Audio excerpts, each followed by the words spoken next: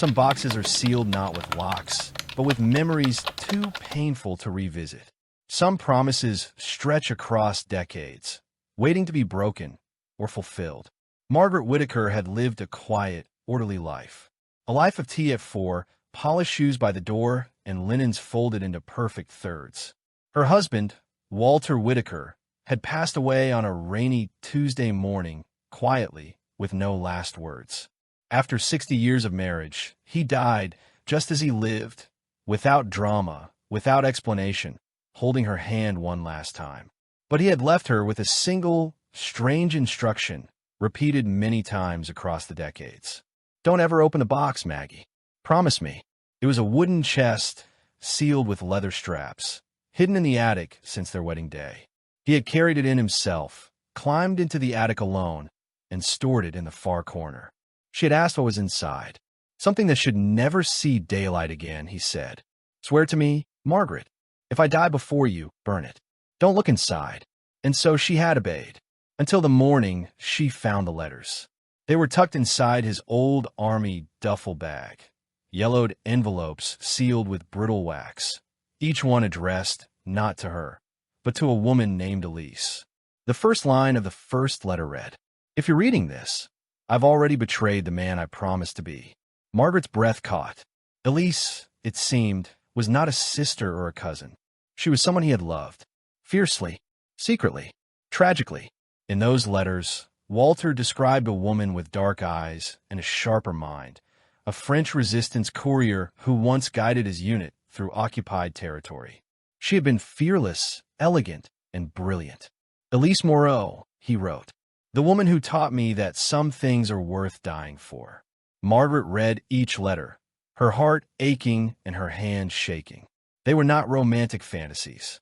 They were regrets, confessions, long, desperate attempts to keep alive a connection that had been lost to war and time. One letter, dated July 3rd, 1944, ended with a single haunting paragraph. Underscore, I watched her disappear behind the wire. I gave the order to close the gate. She mouthed the words, "You had no choice." But I did, Elise. God help me, I did. Margaret closed the letter slowly. The box was no longer a curiosity. It was a wound, one her husband had never allowed to close. She undid the leather straps with trembling hands. Inside, photographs, documents, a diary, and a single blood-stained armband with the Star of David. The box was divided in 2 compartments. The first was filled with photographs, some military, some candid. But one face appeared again and again.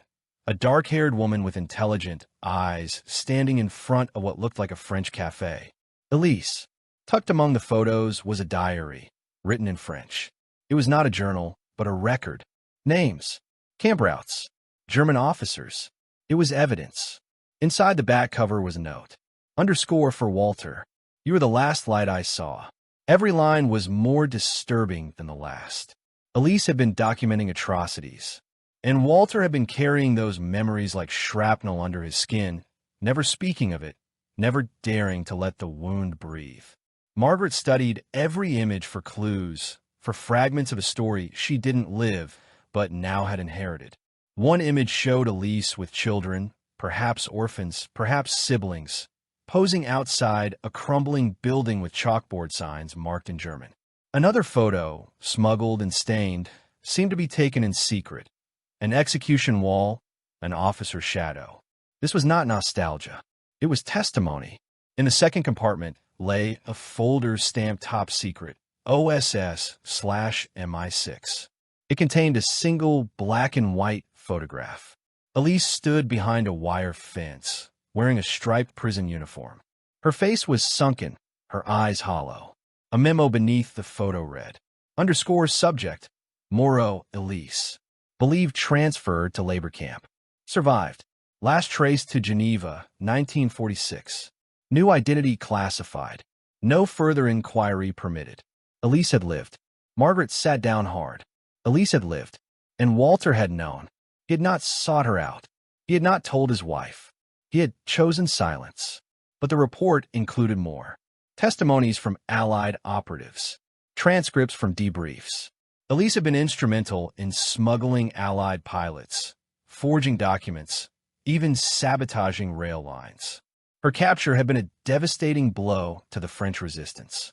One note mentioned that her name had been passed to the Gestapo by an unknown informant. Margaret felt her breath catch. Had Walter known? Had he been the informant?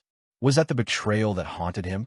Beneath everything else, she found a final envelope. It was addressed to her. My dearest Maggie, if you're reading this, I'm gone.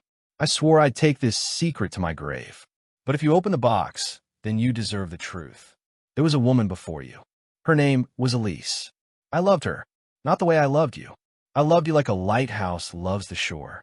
I love her like a soldier loves the flame that might kill him. She survived the camps. I found out in 1946. I was given a chance to reach her. I didn't. I told myself I was protecting you, protecting us. But the truth is I was afraid. Afraid she still loved me. Or worse, that she didn't. You asked me once if I had secrets. I said no. That was the biggest lie I ever told. Burn the box. Or don't. If you choose to look inside, I only ask that you forgive me. For everything. With all that I am, Walter. Margaret did not cry. Not yet. Instead, she turned her gaze to the single name that would not leave her mind. Elise Moreau. She had to know. And so began a journey not of distance, but of understanding. She couldn't stop the spiral now. Margaret was never an impulsive woman. She had lived a life governed by schedules, etiquette, and quiet restraint. But something in her had shifted. Walter's confession didn't merely fracture her understanding of their marriage. It pulled her into a gravity she couldn't resist. The box wasn't just a container of secrets. It was a lifeline to the soul of a man she thought she fully knew. She contacted the British National Archives first, requesting all declassified intelligence records regarding Operation Lantern, the name written on the top of Elise's OSS file. Weeks passed. She pored over microfilms, letters, redacted names, and coded references. Next, she reached out to the Red Cross International Tracing Service in Geneva. Their records on displaced persons and survivors of concentration camps were still being digitized, but a sympathetic volunteer named Anna agreed to help. The phone call came 3 weeks later. We found her, Anna said softly. Elise Moreau survived. She was relocated to Canada in 1947 under a refugee program. She took the name Eliza Monette. We believe she's still alive. Margaret's knees buckled. 60 years later, the ghost her husband had mourned was flesh and blood. Margaret boarded a plane for the first time in 30 years. Her hands trembled during takeoff, but not from fear of flying, from anticipation, from dread, from a strange feeling that felt both like betrayal and absolution. Montreal in autumn was golden, brisk, and unfamiliar. She wore Walter's old trench coat, not for warmth but for courage. The address led to a modest brick home lined with ivy and carved wooden shutters. Margaret knocked. No answer. She knocked again. Finally, the door opened. A woman, hunched but proud, with white hair neatly tied in a bun and eyes that were piercing, alert, and unmistakably the same as the girl in the photo. Elise. I go by Eliza now, the woman said in a thick, elegant French accent. But yes, and you are. I'm Margaret Whitaker, Walter's wife. The silence that followed was sacred. Elise opened the door wider. Come in. The tea grew cold between them. Neither drank. Margaret sat rigid on the edge of an armchair. Elise remained by the window, her cane resting against the frame. I didn't come to accuse, Margaret said. I came to understand. Elise nodded. Then let's not lie to each other. Did he tell you about me? In a way, Margaret said, pulling from her bag the letter, gently folded, creased at the corners. Elise did not touch it. Her eyes glossed over, not with tears but memory. I never stopped wondering about him. I thought he had died, or forgotten me, or chosen differently. Margaret felt the corners of her throat tighten. He chose silence. He chose loyalty. He chose to live a full life. With me. But I think part of him stayed with you. There was a long pause. Then Elise asked, did he suffer? No. He aged gently. He was good. He was kind. But at the end, he looked out the window a lot. Especially at dusk. I think that's when he remembered you. Elise finally picked up the letter. Her hands, now frail and veined, trembled as she unfolded it. When she finished reading, she whispered, "He was the only man who saw me not as a soldier or a symbol, just as a person." Then she handed the letter back. "You keep it. You were his wife." "No," Margaret said. "We were both his witnesses." Before leaving Montreal, Elise gave Margaret something wrapped in canvas.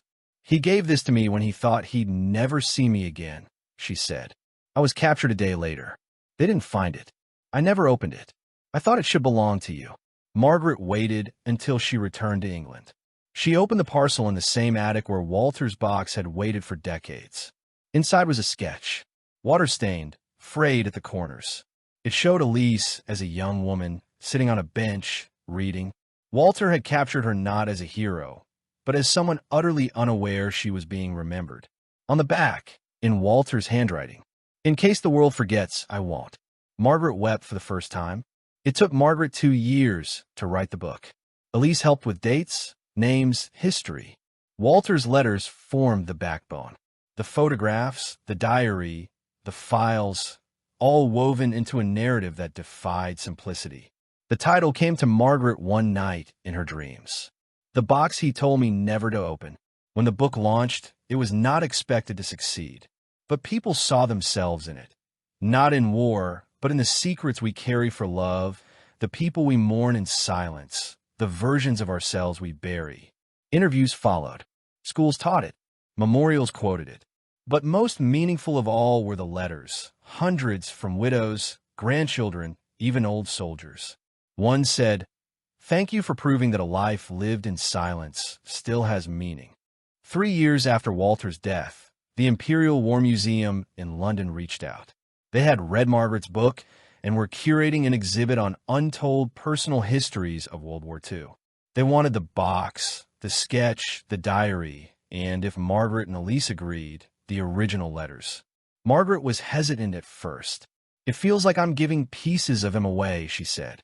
But Elise, still sharp despite her age, leaned across the table and placed her hand over Margaret's.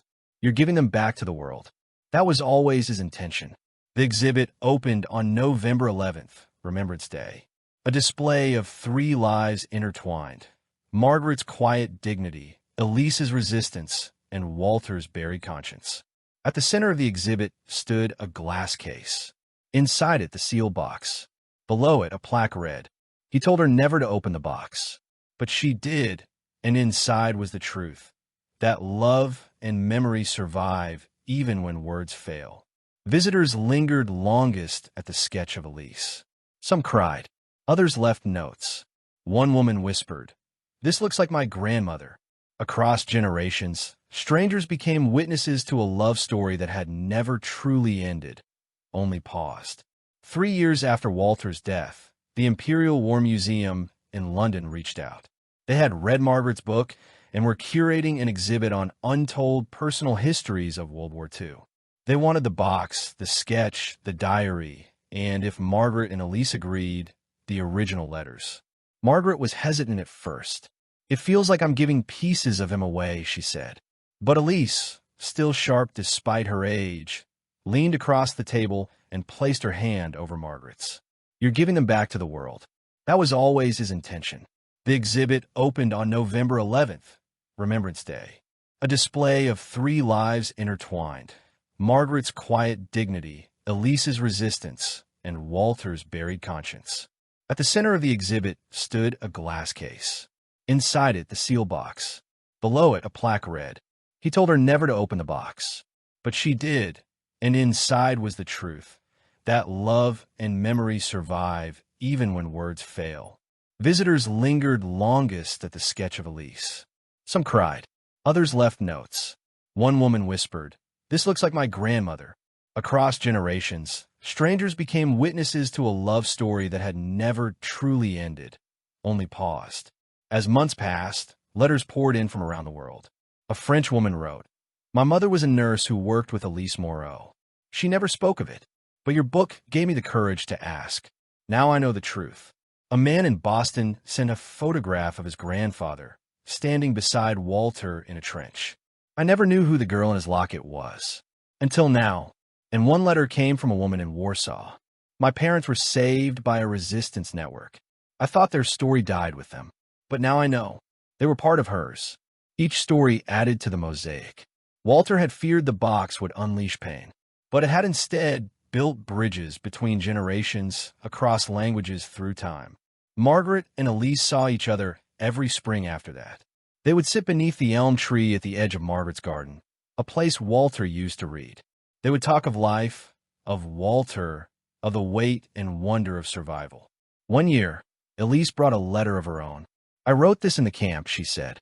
"I never mailed it. I didn't think I'd live long enough to find him again." Margaret read it in silence. It said only this: "If I live, I will remember you. If I die, I will wait for you, in this life or the next." Elise passed away peacefully at the age of 96. Margaret held her hand in the hospital, whispering stories into her ear until the last breath came. 10 years later, Claire stood before a class of wide-eyed students at the Whitaker Foundation in London. On the wall behind her was a replica of the box. It was no longer a container of secrets, but a symbol of truth. She began, "Sometimes, the things we're told not to open are exactly what we must explore. Not because we seek pain, but because inside, we often find the most human parts of ourselves." She paused, and when a woman opened a box her husband told her to burn, she didn't destroy his memory. She completed it. Outside the window, snow had just begun to fall, and somewhere in the distance, the echo of 3 lives long gone could still be heard, soft, steady, and finally at peace. She was buried in England, beside a tree overlooking the same hill where Walter had once asked Margaret to marry him. Her gravestone read, "Elise Moreau/Eliza Monette Resistor, witness, survivor. Loved and remembered. Margaret lived 3 more years." She passed in her sleep, her hand resting on the original sketch of Elise, which she had kept by her bedside.